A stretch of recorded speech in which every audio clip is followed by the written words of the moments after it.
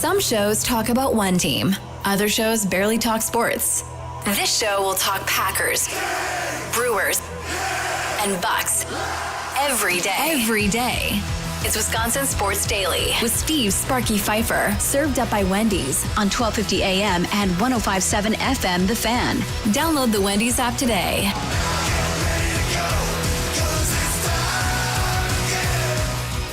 Welcome in. It is a Tuesday.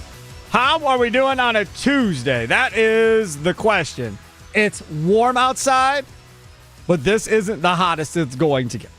Tomorrow is going to be the hottest it's going to get. We're going to be around mid-90s tomorrow, and that is going to be something else coming up here tomorrow. So make sure that AC is working. Hopefully you have some AC, whether it's a window AC unit or central air. For those that are spoiled, have central air. You can have that as well, but do the best to stay cool here the next couple of days. Coming up on today's show, got a pretty special guest coming up. I've never interviewed him.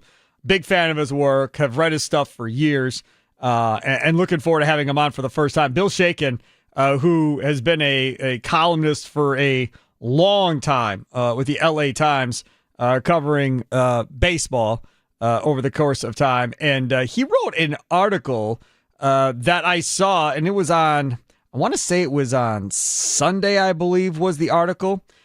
And I saw it, I was like, really? So I went through and I read it, and right away I reached out to him, and he was able to come on today. Why the small market Milwaukee Brewers might be America's team was the piece that he wrote over the weekend. So I think it was Saturday.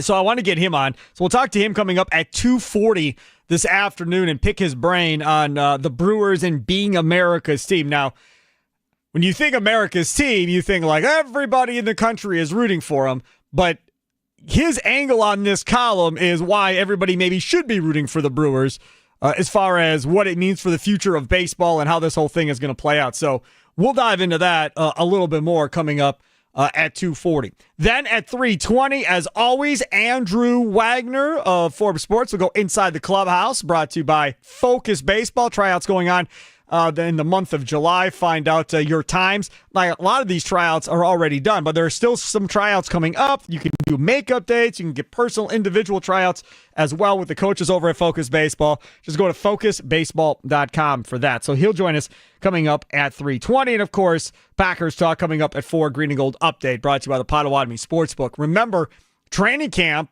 practice, and everybody getting to meet the media and all that fun stuff gets going tomorrow. So tomorrow morning, Brian Gutekunst is talking to the media. Tomorrow morning, Matt LaFleur is talking to the media. Then they're going to have a practice, and then the players are going to talk to the media. So tomorrow afternoon on this show, we'll hear from LaFleur. We'll hear from Goody. We'll hear from some of the players that have talked throughout training camp practice. And I will come on the air, and I will get super excited and geeked out over the very first couple of plays that happen in the very first training camp practice before the very first family scrimmage or the very first preseason game or anything else. And then you all will yell and scream at me and tell me to calm down. And I'm going to tell you right now, don't ruin my fun. I love following Andy Herman on Twitter for his play-by-play at the different training camp practices of what's going on, or Ryan Wood or Schneidman or Mike Clements or Pete Doherty, whoever it may be, Paul Brettel, all of these guys doing a great job covering practices and get all excited. And sometimes get frustrated when things aren't going well in a practice and start talking about maybe we have issues and all of that stuff. I just love it. Can you tell I'm fired up? Can you tell I'm fired up, man? I mean, if we are in training camp practices, I saw a video today, Patrick Mahomes getting interviewed by the media. I said, oh, man, here we go. That means fancy football drafts are coming up here in the next month or so. You're getting fancy football Fridays again on this show.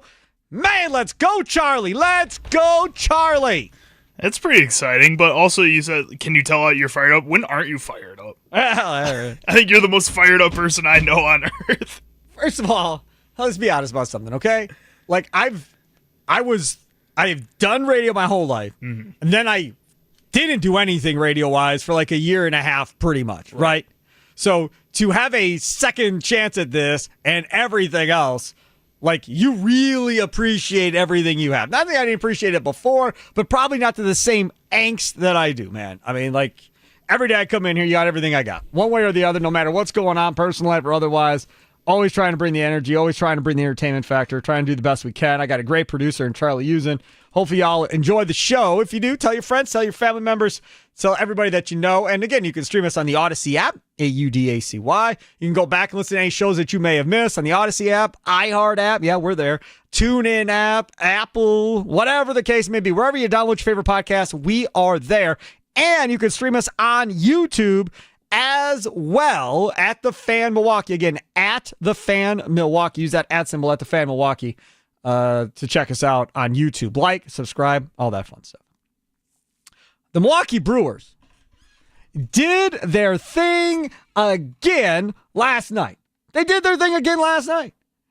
And yet again, when we start talking about players that are stepping up and doing incredible things for the Brewers, there are some guys that are doing it, offensively.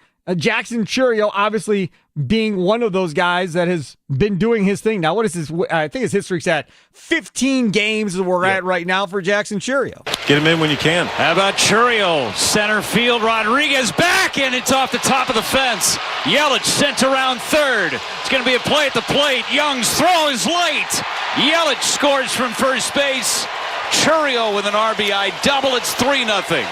Jackson Chourio doing his thing. Right now, again, with Jackson Chourio, highlight courtesy of FanDuel Sports Network. With Jackson Chourio, you know what you're getting with Jackson Chourio. Of course you know what you're getting with Jackson Chourio, right? Makes all the sense in the world. Now, there are some other guys that have surprised along the way, like this guy right here. Collins rips one down the right field line. That'll get another run home. Collins with an RBI single makes it 4-0. You just can't stop the Brew Crew right now. That dude hadn't given up a hit coming into that inning. He hadn't given up a hit, Kirby. Not a hit. And they put a 4-spot on his rear end in one inning. The floodgates open, Charlie. And away came the Milwaukee Brewers. And at the same time that was going down, the Cubs bullpen was imploding yet again for the 5 millionth time this year. Everybody talks about the Cubs needing a starting pitching. Cubs need some bullpen help too. We're going to get into Suarez, but realistically, everybody talks about the Cubs and Suarez. The Cubs should be all about pitching at the deadline if we're being honest right now. So they're imploding. The Brewers are in a 0-0 game. Brandon Woodruff pitching his tail off yet again. Kirby throwing a no-no against the Crew. And then all of a sudden, here come the Crew, and they throw up a 4-spot there in the 6th inning. Then, Brandon Woodruff, you're thinking to yourself, okay, man, so how far are we going to go? Because his pitch count was minimal. He did, 4 pitches in the first inning last night? He's just clocking along. I don't think he was even at 70 pitches, 75 pitches at that point. So, all of a sudden, no Brandon Woodruff. 6 innings. People are on Twitter. I think I'm going to bed. Hell, I'm staying up to see if Big Woo could throw a complete game. Big Woo out of the game after the 6th. Here comes Aaron Ashby for the 7th and the 8th. And Ashby does his job. Ashby lets the first base runner on in the 9th. And Murphy comes out and pulls him. I was literally sitting on my couch going, what? Why are we doing this? You have a 6-run lead. Why are we rushing to get Ashby out of this game? So then he brings in Grant Anderson. Struggle? Struggle was real, right? We got to get McGill up. Again, they were still up by 6. And up comes McGill warming up in the bullpen. And I'm sitting at home shaking my head going, guys, it's a 6-run lead. Ashby had just went 2 scoreless. Let him just finish out the 9th and let's go home with 2 pitchers. There's no reason to burn 4 guys in a 6-0 game, Charlie. No, there's not. And I think, especially since you just won 10 straight games, I mean, if you lose this game, yeah, it sucks to lose the win streak, but you're in a great spot. You're still going to be tied with the Cubs in that situation if you were to lose that game because you left Aaron Ashby out there an inning longer for some reason. Exactly right. So you got the bats going. They're doing their thing. But this defensive play was the play of the night. Runner goes. Ground ball, shortstop. Ortiz throws to first in time. Wow. What a play from Joey Ortiz. Takes a run off the board and gets the speedy Julio Rodriguez. Crazy. I swear to you, this dude makes a play like that almost every game where it's literally ball out of glove, falling away, throwing it, and he threw a strike. Boom. It wasn't like Vaughn had to go diving out and then coming back. One hop, two hop, nothing like that. Man, it was on the money to that cat to get Julio Rodriguez out. And Julio Rodriguez is not slow, folks. Julio Rodriguez can run a little. So to make that play, to end that thing, that was pretty special there at the end. And you say what you want about Joey Ortiz's bat, which it's not very good, but defensively, if you go get a player to replace him, like we were talking about yesterday with the Marlins possibly, and you lose that defense, is it worth losing the defense to gain what you get on the offensive side of the ball? That is the debate Matt Arnold has to have with himself as far as if he wants to go mess with shortstop, unless it's Terang, right? Then your defense is still going to be damn good. Like, it ain't going to me, and I know y'all freaking out, whoa, his shoulder in spring. Man, his shoulder better be better now. We are way past spring training. The man played shortstop all the way through the minors. Bryce Terang is a damn good shortstop. Like, if they move him to shortstop, I'm good, because that's where he was going to play his whole career anyhow until this whole Joey Ortiz thing came along. But Willie Adames leaving is really what triggered this whole thing. So now, if you move away from Ortiz and Terang goes there, Durbin goes to second, and you get, say, a Suarez at third, right? You're still really good defensively at shortstop. Durbin's bat stays in the lineup. He's good defensively at second. His arm's not the best, so him being at second makes all the sense in the world. And then third. Now again, the little hitch in the giddy-up is those two working together, having never worked together before, Terang and Durbin, on, the double turn in the double play and, knowing what each other is doing. You already have that in Terang and Ortiz. Right? Ortiz can close his eyes and tell you exactly where Terang is going to be on a pitch. He knows where he's supposed to be. Same with Ortiz and Terang turning a double play. So you'd really have to redo that chemistry. There could be some bumps along the way if you decide to go that way. But to get Suarez, I think might be, again, worth it at the end of the day. Now, again, we all may not agree with this, and I understand that this is a thing. And I love how everybody on Twitter keeps telling me, well, if you can guarantee me he's going to keep hitting home runs. I swear to God, I get that every day. And every day he does this. Juarez to left. Trammell at the wall, and it's gone. He hit another one. That's 36.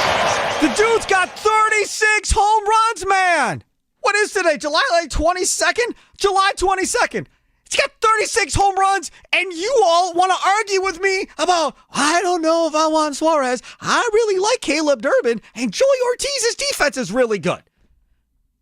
Okay? Highly courtesy MLB Network. So, here we go. Here's your question. Is it more important for the Brewers to get Suarez, or is it more important that the Cubs don't get Suarez at the end of the day? More important for the Brewers to get him, or more important that the Cubs don't get him? Because obviously they're battling the Cubs for the division, right? Nicolay Law Fan Talk at text line 414-677-1250, 414-677-1250. Facebook and Twitter at The Fan Milwaukee. And of course, sound off with a recorded voice message there on the Odyssey app. It is there for you 24 hours a day, 7 days a week. It takes 2 seconds. Hit the record button, record what you got to say, and send it in. And then our producers, Charlie or Tommy, will get it. And once they get it, they'll determine if it goes on the air or not. So again, sound off with a recorded voice message on the Odyssey app. You can also chat with us on YouTube. I'm seeing some comments there already on YouTube. You can chat with us on YouTube at The Fan Milwaukee, where we have our live streaming going. We got shorts, we got videos, all of that growing in popularity each and every day. So all kinds of different ways to get involved. Is it more important for the Brewers to get Eugenio Suarez or that the Cubs don't get him? It's Wisconsin Sports Daily, served up by Wendy's. Sparky here, Charlie using other side of the glass. Charlie is our resident Cubs fan, as we all know. I'll go first, and then we'll see what Charlie says. This is pretty simple for me. It is more important that the Cubs do not get him than it is that the Brewers do get him. Because the Cubs offense has shown the ability to be like a softball team, like a beer league softball team, where you can only hit so many home runs in a game, and then after that, they have to turn into outs, like scoring crazy bunches of runs. If you give them a dude that's got 36 home runs to put into that lineup with Pete Crow Armstrong and with Seizuki, who, by the way, was in center field yesterday. What's that all? But Pete Crow Armstrong, Seizuki, Bush, Swanson, all these guys that are, again, already got power. That offense is amazing. You plug that in, it's not going to matter as much about them not adding another starting pitcher. It's not going to matter as much if they decide not to do a whole bunch with that bullpen, because then they're just going to say, we're going to go into the playoffs and we're going to throw up 7 to 9 runs every game, and we'll see who can slow us down at the end of the day. That's what it's going to be. That's going to be the decision. So for me, if Suarez goes to the Yankees, fine. I got no problem with that. If Suarez goes to some other team in the AL, that's fine. I don't want him going to the Cubs, and I don't want him going to the Dodgers. Outside of that, we'll deal with Suarez anywhere else that he would like to go. I want Suarez a lot, to clarify. But the question is it more important for the Brewers to get him or that the Cubs don't get him? And I will say it's more important that the Cubs do not get him at the end of the day, Charlie. I would say the opposite. I think it's more important that the Brewers go out and get him. When I look at this Cubs offense, yes, I think adding another strong bat to that definitely makes it more dangerous. But the problem right now isn't the Cubs offense. The problem is their bullpen. And I think if they were to shore up that bullpen a lot more and that becomes a more stable part of their team and they become a team with a lot less holes than what that bullpen is giving them right now, that's a lot more dangerous to me than if they add more power to that offense. I think it's nice to have that, but I think in the long run when we talk about the playoffs, talk about with this Brewers team why power is so important for them. But that's because they don't really have too many holes anywhere else on their roster. They're really good at contact. They're pitching some of the best in the league, both starting rotation and bullpen.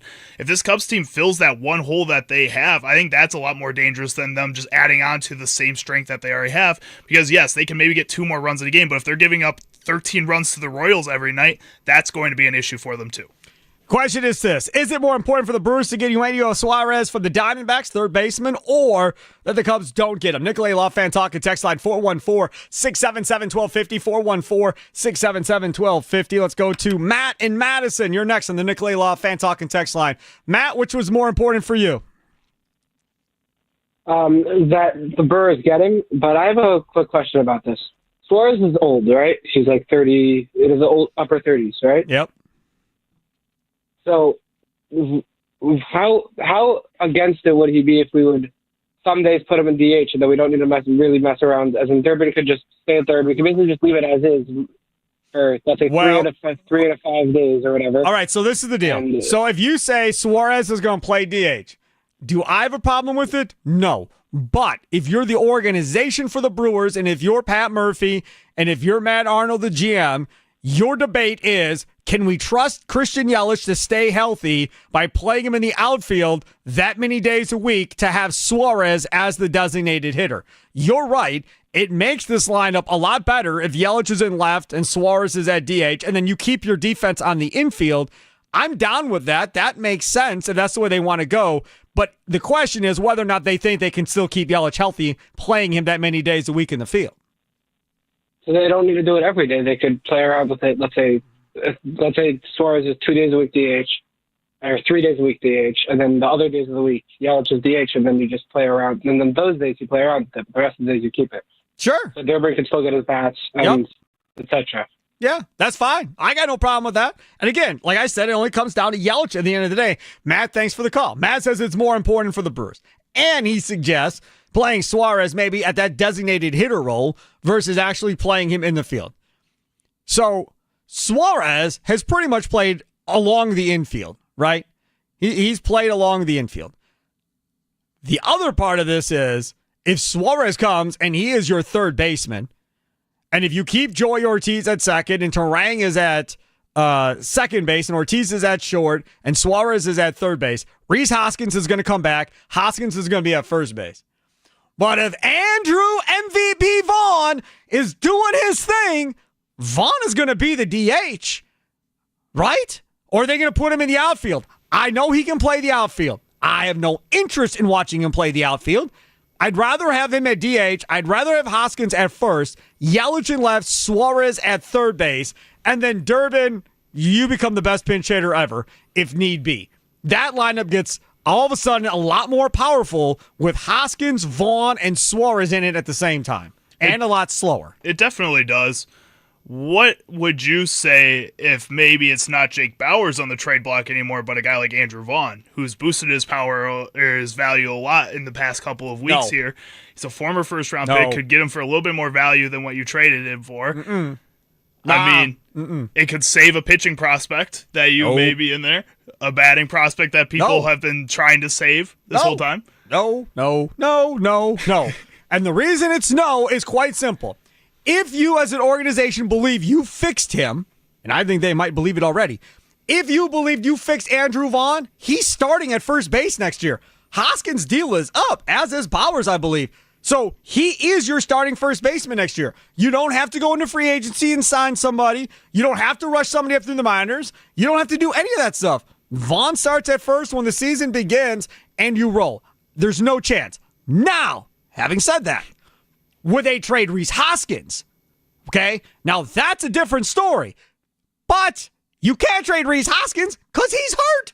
He ain't coming back to the middle of August. So you can't move him either. So that's why Jake Bauers, a guy that can play the outfield, guy that can play first base, a guy that's come up with clutch hit after clutch hit this season and the last couple of seasons for this Brewers team. And Tommy Wirtz, host of the Leadoff Show, powered by the Potawatomi Sportsbook. Catch him tonight again, 7:30 as the Brewers go for 12 straight. Miz on the mound for the Crew tonight. But Tommy Wirtz will be grasping at his chest and his heart if Jake Bauers is not on this team, because that is Tommy Wirtz's guy that he thinks, Jake Bauers deserves a lot of playing time. And as soon as Andrew Vaughn started doing what Andrew Vaughn did, what did Tommy Wirtz say? Well, that's the end of Jake Bauers. That takes care of Jake. And Andrew Vaughn hasn't slowed down, man. I mean, last night a little bit, they were all ground outs, but he's not striking out. He's not chasing bad pitches. There's no reason to sit Andrew Vaughn at this point. None.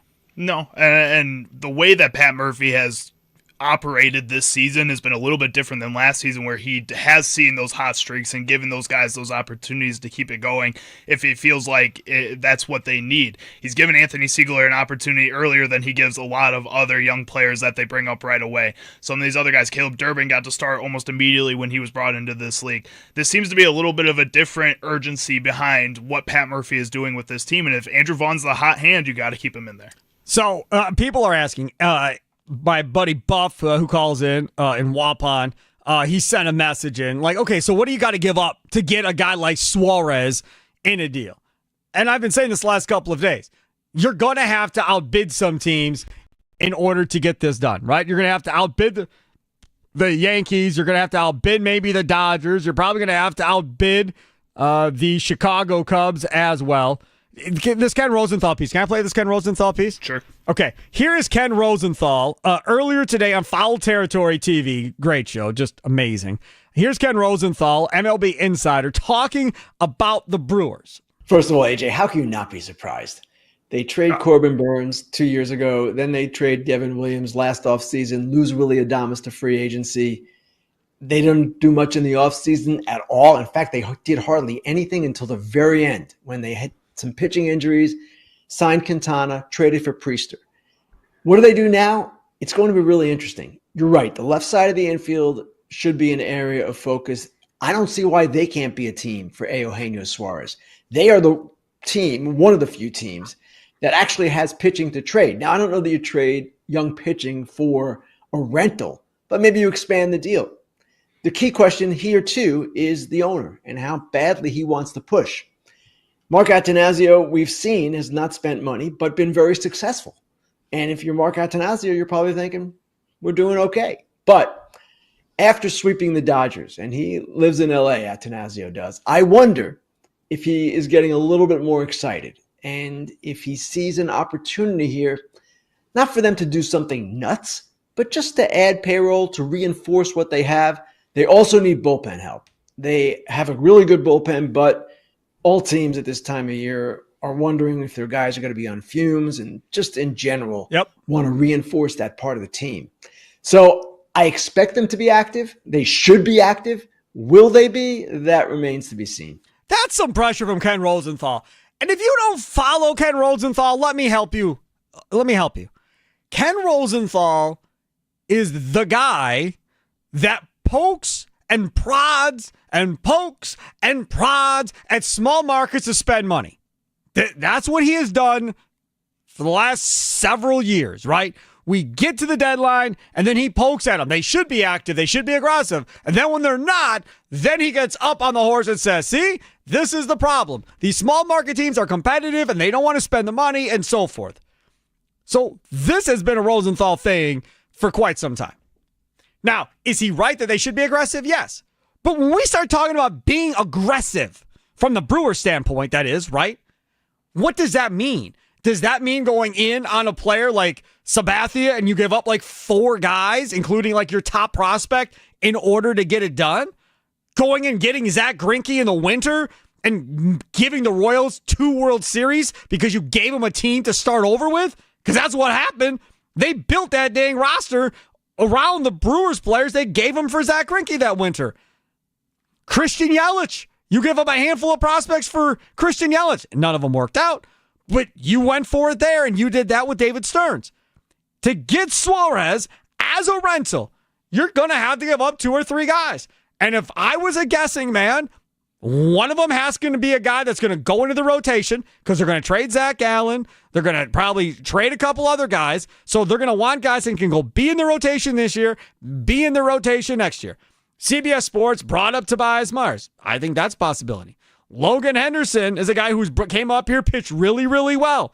I think if I'm Arizona, I would love Logan Henderson in my rotation, right? Carlos Rodriguez has a good track record at AAA so far. That's another guy that I would love to have if I'm the Arizona Diamondbacks. I'd take Ashby or Dale Hall if I'm the Arizona Diamondbacks and put them into my rotation. They're both sitting in the Brewers bullpen right now because there's no room for them in the rotation. You package, say, 3 of those guys, you get Suarez. You take the Dodgers. No way the Dodgers can get that type of pitching. Yankees aren't going to do it. You get Suarez. If you put together Chad Patrick, there's another one you could throw into there. You can package 3 of those dudes, and you'll get them. Now, you can decide amongst yourself whether or not that's too much. And that's what Matt Arnold and Mark Attanasio have to decide. How much is too much? Or is this our time to finally go compete for a World Series? Is this our time now as owners of the Milwaukee Brewers to finally push in and try to go win this damn thing? That's what the owner has to figure out. That's what Matt Arnold has to figure out. Because normally, it's kind of a, okay, we'll kind of try. We'll kind of try. But it hasn't been Sabathia at the deadline since Sabathia at the deadline. They haven't done anything even remotely close to it. Not saying that Suarez is Sabathia, but from a stick perspective, it's the best bet they've acquired since I've been alive at the trade deadline. I'm pretty certain of that.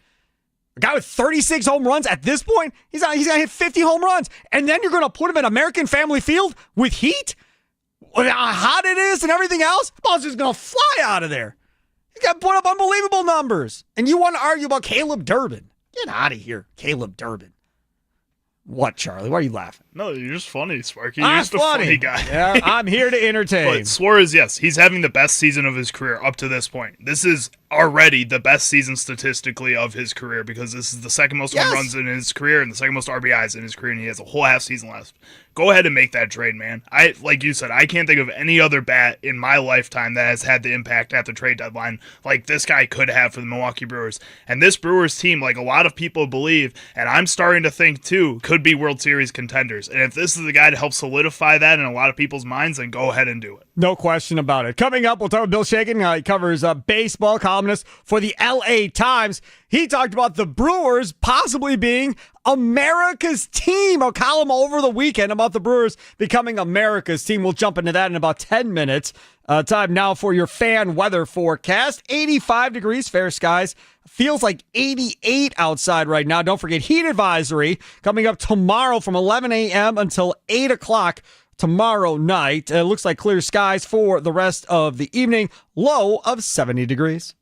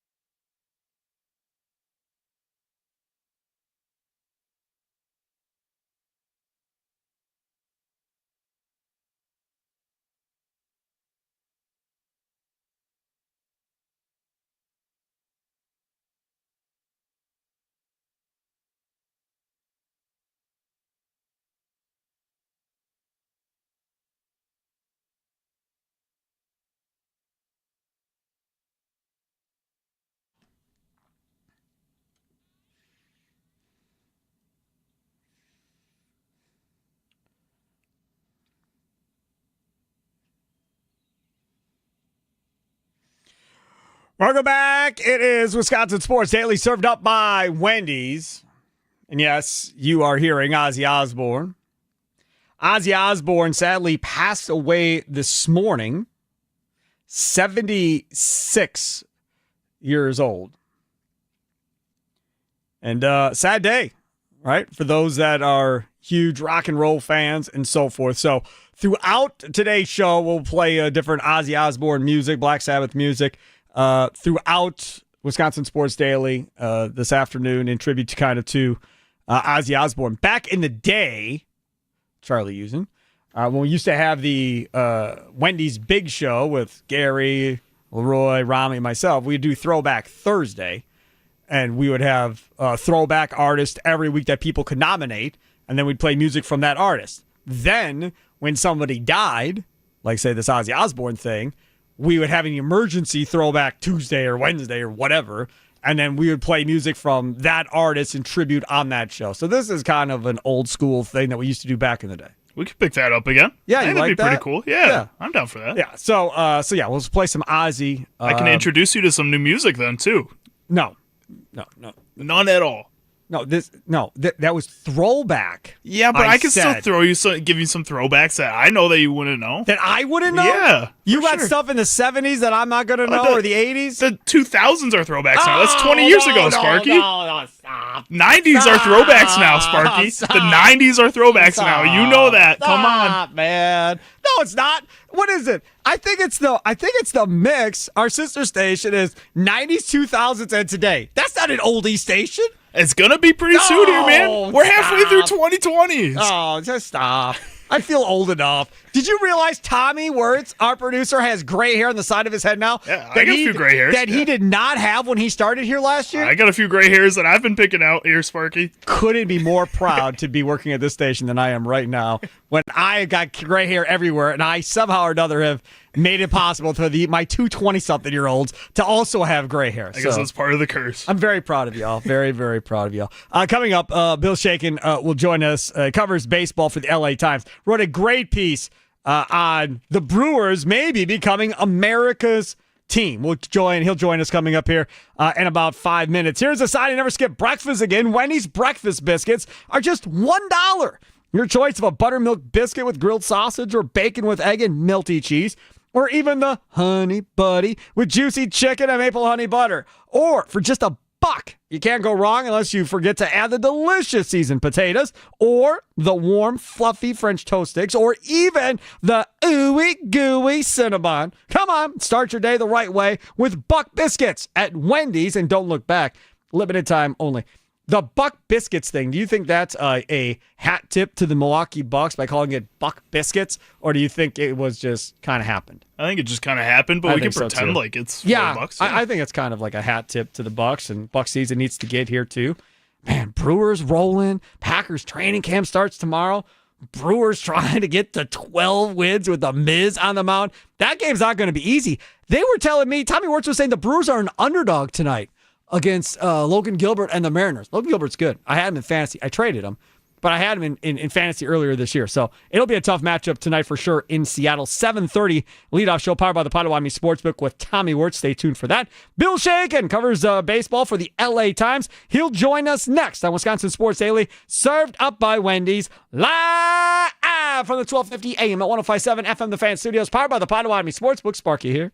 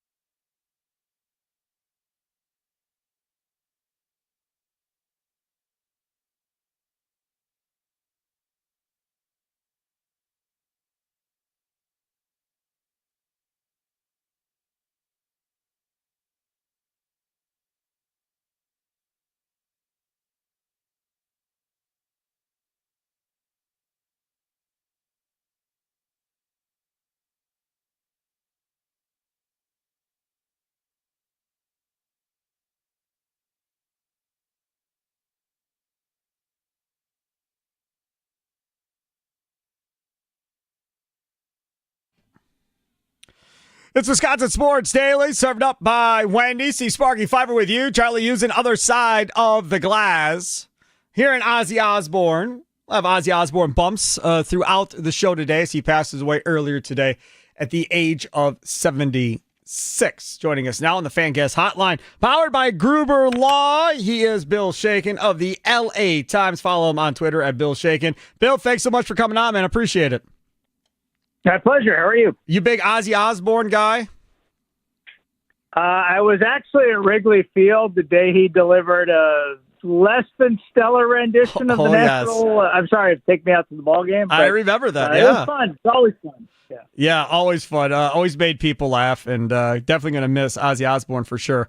All right, Bill. So it caught my eye, man. It did. Being in Milwaukee, smallest market, so forth. I never thought I'd live to see the day that somebody in LA would print a column suggesting the Brewers and America's team. Now, mind you, I know the Brewers were playing y'all, playing the Dodgers and all of this, but your angle and your take about what you mean by America's team, because I read the whole piece and I was like, that's where we're going.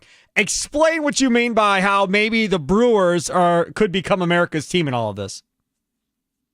Sure. So what you're going to hear, you're starting to hear a little bit of it now, and it's going to ramp up toward the end of next year when the collective bargaining agreement expires and the owners have to decide whether they're going to lock out the players again, is ultimately, does baseball need a salary cap? Many of the owners are convinced that baseball does. So then the second question is, how do you sell a salary cap? And in terms of fans who don't care about franchise values and things like that, the pitch is competitive balance. If we have a salary cap, the owners will say, we can have more competitive balance because teams like the Dodgers and the Mets won't be able to spend however much they want, which they can do right now. And if you can convince everyone that by capping spending, you'll have better competitive results, that's a pretty compelling pitch, right? Everybody wants their team to have a good chance to win. I would say the evidence from the NFL tells you probably having a franchise quarterback is more important than having a salary cap. But nonetheless, that's going to be the pitch. So what do you do if you're the players and you don't want that pitch? What do you do if you're a fan who doesn't want a lockout that would be intended to get players to buy in? And the answer is, I think, look at the Brewers, because everything that we are hearing from the owner's side about fans don't believe their team can be competitive without a salary cap unless they are the Dodgers or the Mets or the Yankees, you'd have to say, look at Milwaukee. What team plays in the smallest market in the majors? Milwaukee. What team has the best record in the majors? Milwaukee.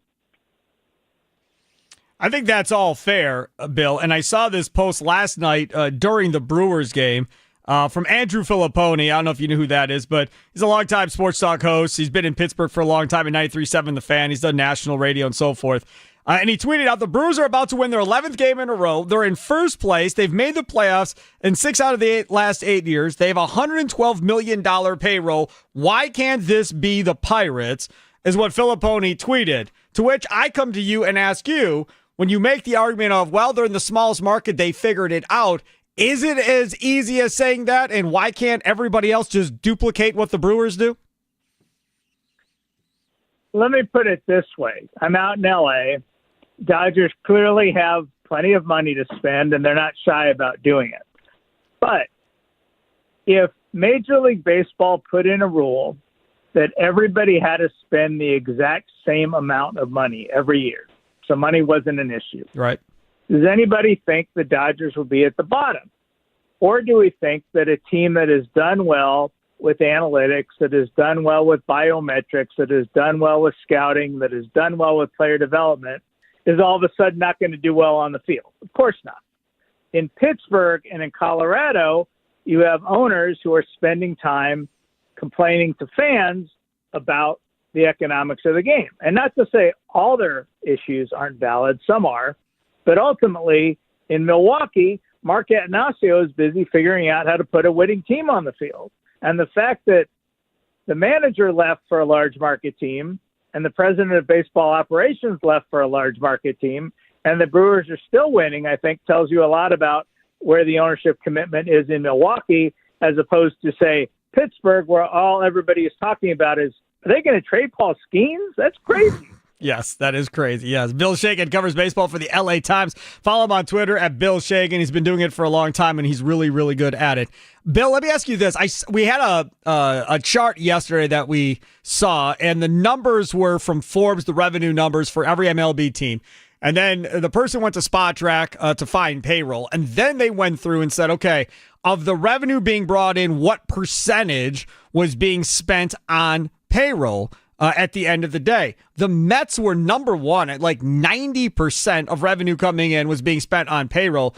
The Brewers were at like 24, and they were at like 41% of revenue coming in was spent on payroll. Do you think if there's a world where instead of saying, okay, we're not going to have a salary cap, but everybody's expected to spend at least 50% of generated revenue on payroll going forward, does that help to fix the problem, do you think?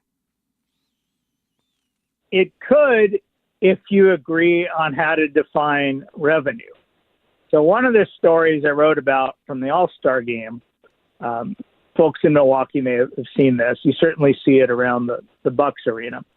The big thing in sports now is develop the land around your venue. Right. So instead of the fans coming at 7 o'clock because the game starts at 7:30, they get there at 5, they go to a restaurant, they go to a bar, they stay after the game, do the same thing. And by the way, those venues are all open the rest of the year, so you can come every day instead of just a few days when there's a game. So owners love this stuff, and they're sharing all this idea with every other owner. They love it because not only do they make money that way, but they don't have to share it with the players. Now, if you put in revenue sharing, is that part of revenue? The owners would tell you, no, of course it's not. It's not from the baseball games that are played. It's not a broadcast contract. It's not part of ticket sales. And the players would tell you, well, of course it is. You know, the Braves didn't build it's called the Battery, their ballpark village, in downtown Atlanta. They built it right around the stadium because they have a built-in audience of baseball fans. So maybe the revenue from that should count. So that's where the rubber would hit the road. How much revenue would be going into the revenue sharing pot? What about the idea of having a floor established? And if the top is whatever, 250 million, if they say, okay, the top's 250, so we are going to put a salary cap on it, but there's also going to be a floor now of 150, and you're going to cap it off on both sides. So the Pirates, you can no longer spend $65 million a year. You got to get to 150 or 140 or whatever the number is. Do you think the players would be willing to play ball if there was a floor raised up to, 140 or 150? The owners proposed that last time around. The salary floor was less than 150. I forget exactly, but it was significantly less. And they did propose a cap, and that was also significantly less than what the players wanted. Now, the owner's pitch, and Rob Manfred has made this pitch publicly, is the system works great now. If you're a star, you'll get paid, right? Christian Yelich is getting paid by the Brewers. Juan Soto is getting paid by the Mets. Ohtani's getting paid by people all around the world. But if you're that kind of veteran backup player, the guy who we used to talk about, we need some veteran leadership for the bench. Those guys don't really exist anymore. That was Tony Clark, the union chief, at the end of his career. He wouldn't have a job today because what analytics teams do is say, let's not pay for what guys did the past 2 years. Let's pay for what we think they're going to do in the next few years. And if that's a backup contribution, aren't we better off as a team paying $700,000 to a rookie than paying $5 million to a veteran? So the pitch Manfred would make is we can bring back some of those $5 million a year jobs because the teams are going to have to spend their money somewhere. Whether the analytics guys would want that or they'd go in another direction, I think there could be some unintended consequences. But that would be the pitch for why the owners think the players should take it. Bill Shagan covers baseball for the LA Times. Wrote a great piece over the weekend about possibly the Brewers becoming America's team. And it all ties into what everybody is expecting to be some type of labor dispute after next baseball season, come next December, of some type of work stoppage possibly happening. So I guess then from a player standpoint in the postseason, the Brewers winning a World Series in the postseason is the best case scenario for the players and the absolute worst case scenario for the owners. I think the owners would be happy to tell you, okay, but how many times have the Brewers won the World Series? And this would be number one if they win, right? Yep. And they would say, well, how many times have the Brewers advanced deep in the playoffs? And they had the 1 year where they got to the LCS against the Dodgers, but really they haven't. But how do you define success, right? Because when the owners expanded the playoffs, that was the competitive balance thing. They call the luxury tax the competitive balance tax. Clearly, that hasn't stopped spending. But what helps is if you can sneak into the playoffs with 84 wins, like Arizona did a couple of years ago, you get hot in October, and you get to the World Series. The Brewers might be a great fit because what do we all think about October? Pitching gets better, runs are harder to come by. Brewers are perfect for that. Great starting pitching, great bullpen. They play the small ball that most teams don't, right? Everybody sits and waits for the home run now. They'd be a great place in October. Maybe it works, maybe it doesn't because of a short series. But if you're a fan, I think, more so than what a player or an owner might think, you're going to be like, I keep hearing that my team can't win unless they spend $400 million, and yet I see with my own eyes, go Brewers, right? Right. Yep. No, that's a great point. Bill Shagan covers baseball for the LA Times. Follow him on Twitter at Bill Shagan. Bill, thanks so much for coming on, man. Appreciate it. Really enjoyed the column, and hopefully we get Brewers Dodgers in the playoffs at some point. We can talk again. All right. Hope you guys get your George Webb burgers. Yeah, that guy comes up today. We'll find out. Bill, thanks for the call. Appreciate it. There he is. All right. Bill, you betcha. Bill Shagan, Fan Guest Hotline, powered by Gruber Law. One call. That's all. Think about that. That dude has worked for the Los Angeles Times for as long as I can remember, and he's dropping the free burgers if the Milwaukee Brewers win their 12th game in a row tonight with Miz on the mound.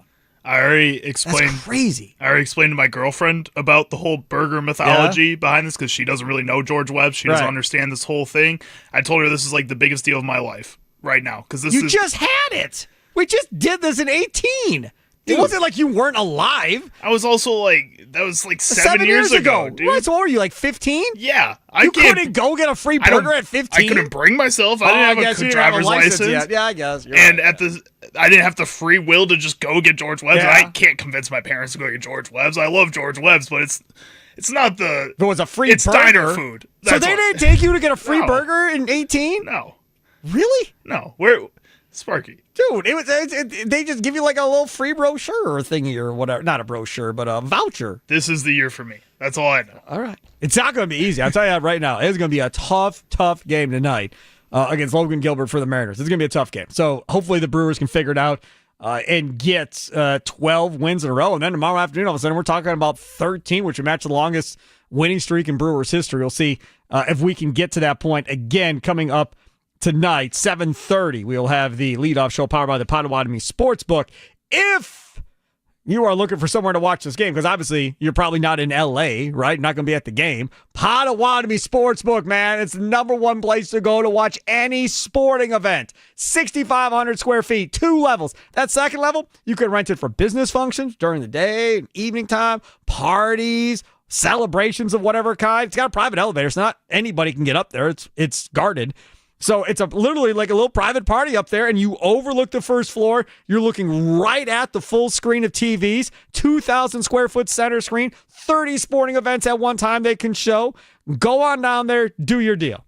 Tommy Wirtz did not say this earlier today because he forgot. So I'm going to steal his thunder and say it for you. We are on 1250 AM and 105.7 FM, The Fan. Tommy Wirtz made a wager yesterday.